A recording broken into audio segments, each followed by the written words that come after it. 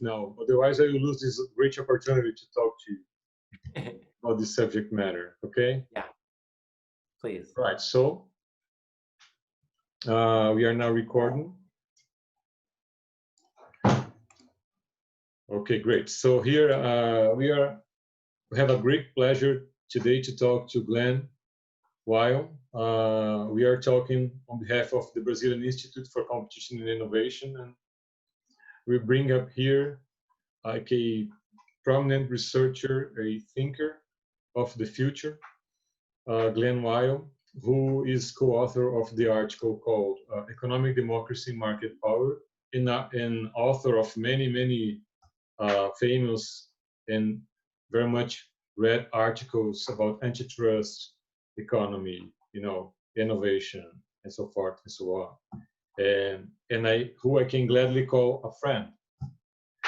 Good friend. Thank you very much. Oh, yeah. Glen, please tell me about yourself a bit about your history, your family, your dreams about the world. Please. Thanks, Eduardo. So I grew up in a family of sort of socialists, and I was a socialist campaigner until I was in my early teens. And then I became a libertarian. I read Ayn Rand, became a libertarian and a big Republican. And I was the head of the National Teenage Republican Organization. And ever since, I've been trying to reconcile these two things. I got a PhD in economics. I was a professor at the University of Chicago. My wife is a political scientist. I met her in college, and we now have a 1-year-old daughter. And I work now at the intersection of technology, politics, and the future of the political economy. And run a chair and founder of a nonprofit that you guys are involved in, a global social movement around governance innovation called the Radical Exchange Foundation that has 100 local groups around the world. And I am I advise Microsoft senior leaders on geopolitics, macroeconomics, and the future of technology. So that's a little picture into who I am. And I've also been very involved in the response to COVID. I just gave a talk at ANOP about that. Fantastic. Well, it's it's a biography of like an old person, not a very young like you. You have done so many things. It's amazing, Glen. We are very much fans of you. Let's see. It's great to be able to work with people like you, Eduardo. So, likewise. So, Glen, the purpose of our conversation today is an article that you co-authored, very interesting, by the way, that made me reflect and rethink the idea of the corporation.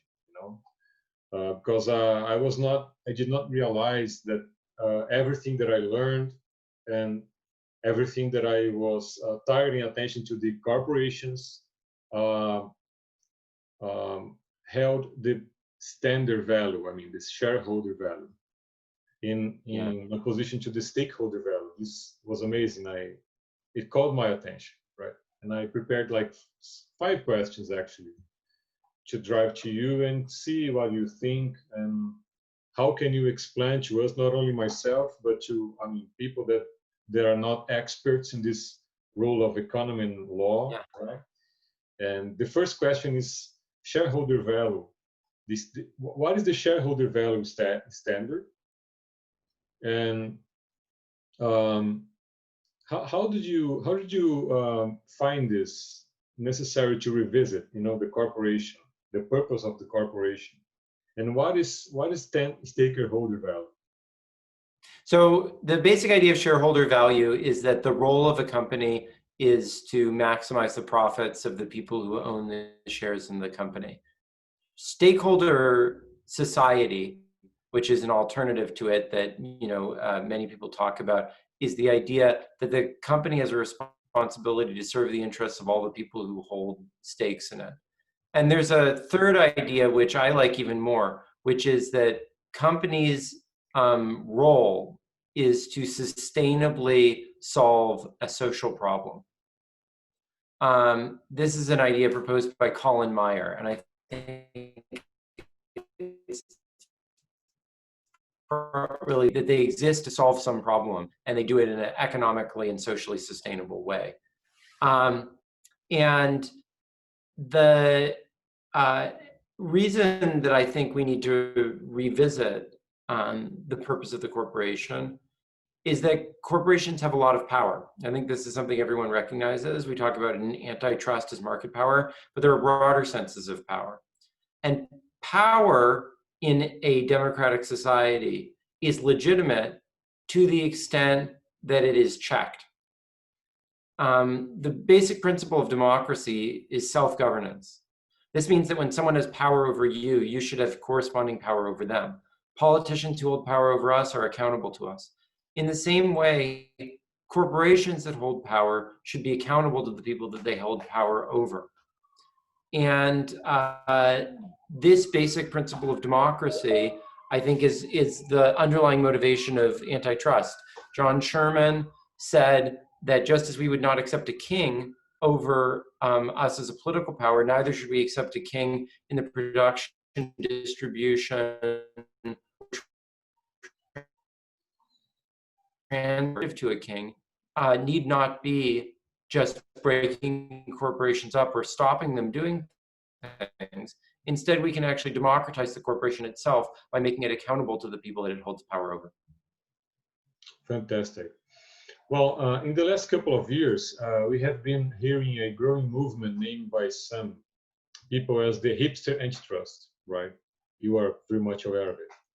Among various meanings of what would be like hipster antitrust, we have been able to extract that is something like that calls the very and the regional purposes of antitrust as a public policy that should care about not only the consumer welfare standard or not lower prices, but should care about economic impacts of the concentration, the economic concentration, right? And the impacts of it in democracy. What do you think about this movement? Is it pure populism, or it should be regarded as something valuable?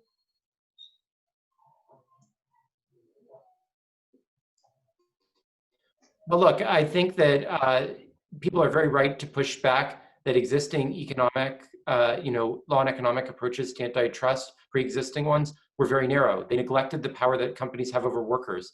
They neglected the power that investors have by owning many companies that could be competing with each other of market power. On the other hand, I think that economics, more than anything, tells us how powerful and important those sources of market power are. So sometimes these folks just want to throw away economic analysis, and I think that's a mistake. I think the reality is if you follow economic analysis to its logical conclusion, it leads to very radical outcomes. And so my view is that we need more economics. We need to take economics more seriously and stop using it as a cover for conservatism and the defense of business interests. Okay. So another question, Glenn. Some leaders in the EU and in the US advocate that the breakup we should break up the high technology corporations, right? The owners of the digital platforms, like the US government did in the past with the oil giants in the Sherman Act era. But after more than 100 years, the very same markets that have been broken up by the government got concentrated again, very concentrated. Would it be a lesson for not pursuing this breaking up movement on corporations? Yeah, I mean, look, I think that there are areas of the economy that have economies of scale. And trying to break up things that have economies of scale will usually just lead to reconcentration or lead to inefficiency in the interim. And the alternative is to deal with the concentration of power directly. If you think the US government has too much power, you could break it up into states, or you could make it a democracy. And making a democracy, I think, is much more effective than breaking it up into states. So, I mean, not to say that states don't have a role, of course they do. I mean, we need to have many different levels of separation of power. But I don't think that you can eliminate all of the essential facilities, all of the economies of scale in a modern society simply through breakups. I think you need other means. And public utility regulation was an attempt to do this. And it was not just done by the federal government. It was usually that there was a local utility board that would take the people who are actually subject to the market power and try to give them the authority over those companies. And that's, I think, the sort of form we need. But in a setting where the people served by utilities are much different and more heterogeneous than just people in some local area, as was the case in a lot of those initial progressive era, utility instantiations. Yeah, is it somehow related to the stakeholder value? I mean, applying the stakeholder value standard to the a pole of power? Well, I think the stakeholder value standard is a notion of whose welfare to look out for. But to me, it's not just about whose welfare to look out for. You actually have to be accountable to those people in some way. They need to have voice, because who determines what's in their interest?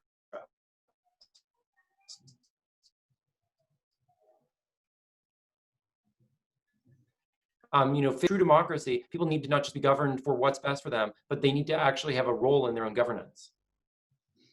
Okay. In your opinion, Glenn, what would be the main stakeholder remedies that we should understand and have on hands to apply?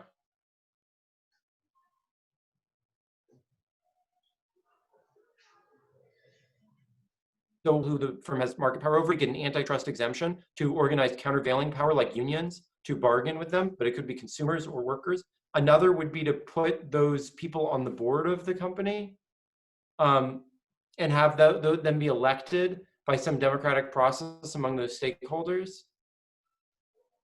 On the company that the relevant stakeholders were allowed to participate in. Nice. And Glenn, in a part of the paper, it's written, or the paper advocates that, quote, a vigorous regime of economic democracy might eventually give rise to new forms of cross-national democracy that can address the many challenges that transcend existing government institutions, right? I just read a part of the paper that caught my attention. But in your opinion, would it represent a threat to the state itself? I mean, a bigger animal, like covering many states, many territories, with legitimacy of people, would be too big to be regulated by a single state? Yeah, so I mean, I a lot of people view corporations as a threat to democracy. I think there's a possibility that a corporation could actually be a tool of a more powerful form of democracy than we currently have. Because right now, nation states have very specific and limited jurisdictions. And it's very hard for them to regulate corporations. So why not embrace that as a problem and say that actually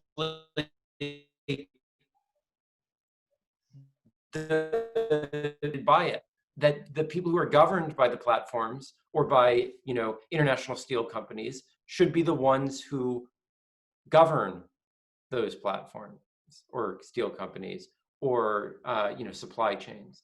I think that democracies are failing because they stopped adapting to the challenges we face in the world. Our rivers cross property of one country or the other. We need new forms of public goods that adapt to that. And so if you had a corporation of the Amazon, but not a for-profit corporation, but a public good-oriented corporation of the Amazon, that served and was democratically controlled by the people that it served, I think that would be far superior The term democracy is always associated with the nation state, but the term democracy is much more radical than that. And actually corporations, which seem such a conservative right-wing thing, whatever, could actually be a vehicle for a radical new international form of democracy. Yeah, very interesting, very radical, I would say, but still very interesting. Okay, Glenn. So I thank you very much for this very short conversation. Unfortunately, we're facing like connection problems today. We should schedule a new one in a better technological situation. Anytime, I'm always happy to talk to you. Okay, and would you have some like concluding remarks to say? Yeah, I mean, I think that the COVID situation is going to radically undermine existing systems of governance in the West. The West, Brazil, the United States will have lost a huge number of people and had a horrible economic outcome. Whereas many of the Asian countries will have gotten very little economic loss and will have saved huge numbers of lives. And we need an alternative to this. And especially at a time when the stock market is doing so well, companies are doing so well, and yet everyone else is hurting so much economically, it is imperative that we find a new mode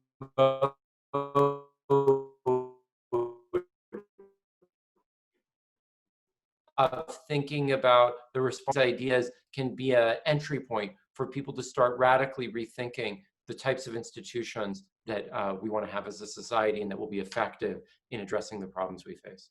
All right, my friend. Well, thank you very much. I'm sorry for this tech problem, but it was Always very interesting. Pleasure.